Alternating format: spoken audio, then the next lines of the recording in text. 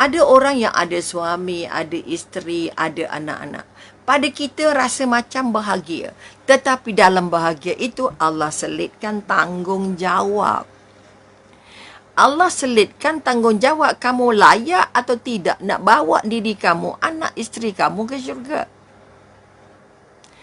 Kalau ini tidak dipegang bermakna kita bukan saja dapat rezeki ada anak, ada isteri.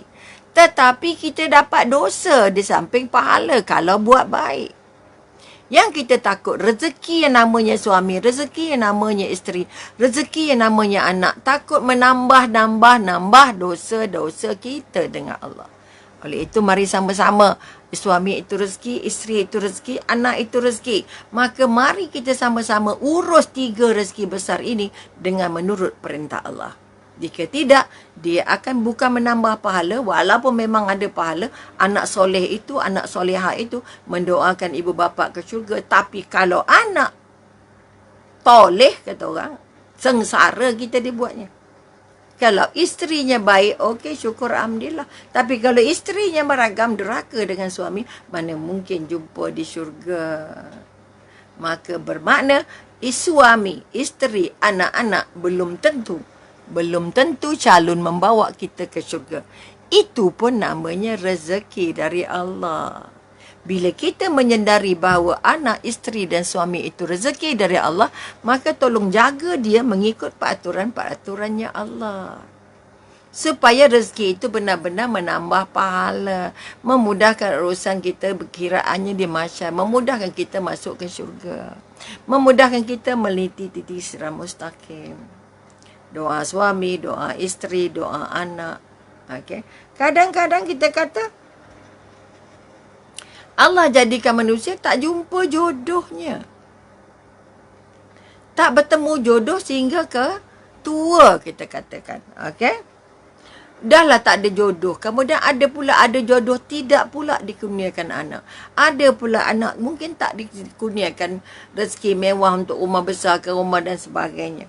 Maka sekali lagi, kalau tidak punya suami bermakna tidak dia boleh menempah tiket-tiket pintu-pintu syurga yang lain.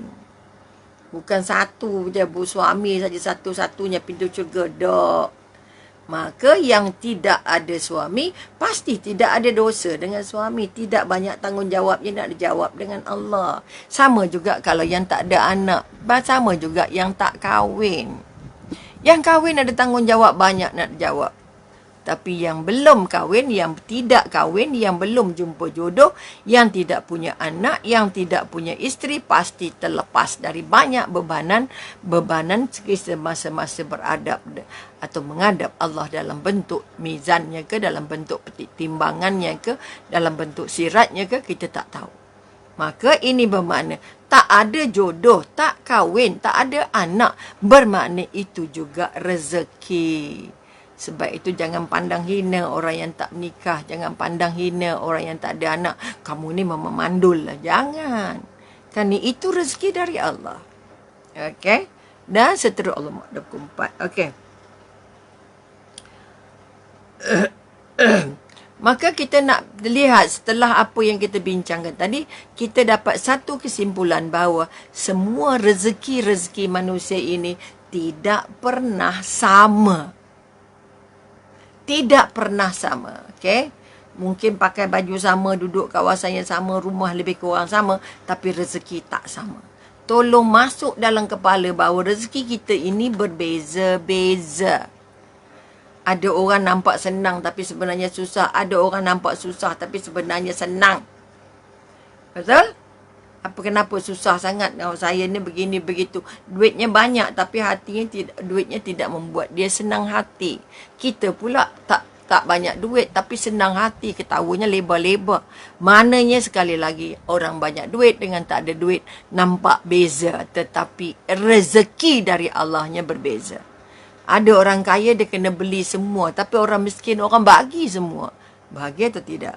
Bermakna kalau memiliki, janganlah ketawa sepanjang hari. Kerana setiap yang diberi itu pasti akan dipertanggungjawabkan. Okay? Kalau kamu ada semua, belum tentu kamu bahagia. Tapi bila kamu tak ada semua pun tidak membuat kamu sengsara. Kamu masih boleh bahagia. Tak ada rumah besar, ada rumah kecil. Syukur alhamdulillah masih ada rumah. Tak ada banyak duit makan, apa pisang rebus, ibu-ibu tetap bahagia. Maka sekali lagi, kebahagiaan bukan bergantung pada banyak sikitnya rezeki yang Allah kurniakan, tetapi bergantung bagaimana kita menerima anugerah ini dalam bentuk yang diredai Allah. Okay? Maka pertama, rezeki orang lain-lain. Jangan banding-banding rezeki kita dengan rezeki orang. Gajinya mungkin sama, kerjanya mungkin sama, tapi hasilnya mungkin tak sama. Doanya mungkin tak sama, usahanya mungkin tak sama, walaupun nampak kerjanya sama. Kerja macam sama, pergi pejabat 8 pagi sampai 5 petang. Tapi ada orang balik dengan bahagia, ada orang balik dengan muka, ya Allah, letihnya. Ada orang balik dengan rasa ceria, tapi ada orang balik dengan muka panjang gitu. Apa sebab? Itulah rezekinya. Okay? Ada orang balik, si isterinya sambut. Alah, syukur alhamdulillah, jom kita makan ubi rebus. Tapi ada suami balik, ya Allah, tak ada siapa-siapa sambut pun. Tak payah sambut rumah sendiri, apa nak sambut, bukan kita tamu. Sedangkan suami itu adalah orang pertama yang patut disambut. Kita sibuk sambut tetamu. Itu pun rezeki sebab tak sampai ilmunya. Maka banyaklah dosa kita dengan suami. Maka yang tak punya jodoh tadi pasti tidak terlibat dengan dosa-dosa itu. Kemudian sekali lagi sebagai rumusan, rezeki bukan apa yang kamu dapat. Okey? Ataupun bukan apa yang kamu mahukan. Sekarang kita nak beli itu, nak ini, nak itu. Okay. Pertama yang kamu dapat. Yang kamu dapat belum tentu je semuanya rezeki kamu. Sebab itu gaji kita yang dapat setiap bulan walaupun kita yang kerja, tapi akhirnya kita tak masuk dalam perut kita walaupun 10%. Semua masuk perut tempat lain. Semua masuk ke lain. Kerana rezeki itu yang kamu dapat belum tentu rezeki kamu. Mungkin Allah bagi stesen, tukang simpan, tukang singgah. Lepas itu duitnya pindah lagi. Betul? Sebab itu kadang-kadang ada orang nampaknya senang tapi sebenarnya dia susah. Kalau dia benar-benar tidak redha dengan Allah, bermakna dia mengimpikan apa yang dia mahu, bukan apa yang Allah mahu, maka dia akan hidup dalam keadaan sengsara. Maka sekali lagi, mari kita rezeki bukan apa yang kamu mahu dan bukan apa yang kamu dapat. Tetapi adalah apa yang Allah bagi untuk kita. Apa yang Allah sudah peruntukkan untuk kita. Kalau itu bukan peruntukan dari Allah untuk kita, maka kita tak dapat. Jangan susah hati dengan apa yang orang dapat. Senang hatilah. Mudah-mudahan orang itu boleh berkongsi dengan kita. Oleh itu kita kata, kongsikanlah apa saja rezeki yang kita miliki. Kongsikanlah semua rezeki yang kita miliki, kerana di dunia ini ada Allah jadikan kelompok senang, kelompok susah, kelompok kaya, kelompok miskin, kelompok yatim, kelompok tak yatim.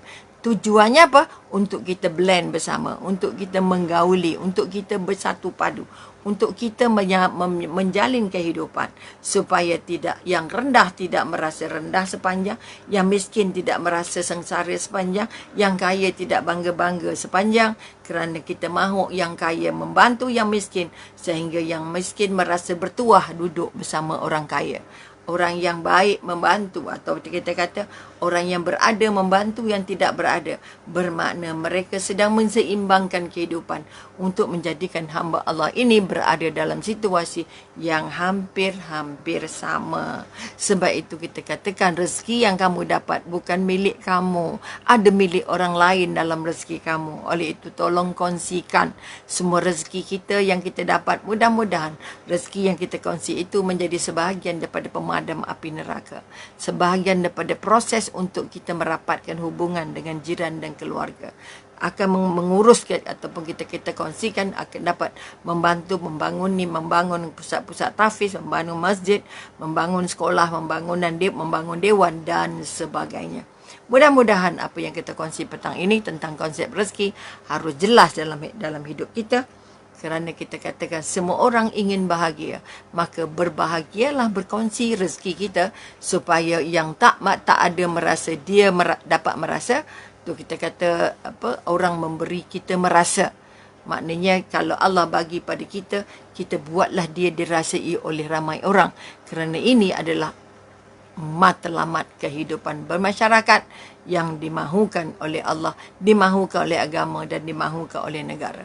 Mudah-mudahan sedikit yang kita kongsikan petang ini akan membantu kita mengubah cara berfikir kita tentang rezeki dan mengubah perasaan kita tentang kekuatan dan kelemahan, dan yang paling penting ialah berubah untuk menjadi hamba Allah yang benar-benar mensyukuri setiap rezeki yang dia ada, berkongsi setiap rezeki yang dia ada dan bersyukur setiap apa yang Allah rezekikan kepada dia, dan akhirnya redha dengan apa yang Allah sudah peruntukkan.